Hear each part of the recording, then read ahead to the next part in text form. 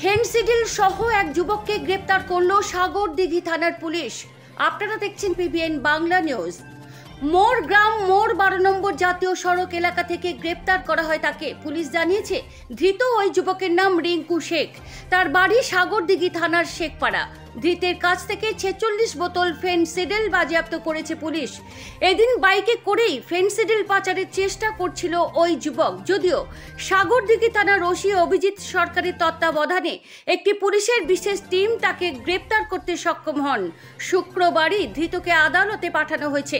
Phensedyl কারবারের সঙ্গে আর কেউ জড়িত রয়েছে কিনা তা জানার চেষ্টা করছে সাগরদিঘি থানার পুলিশ।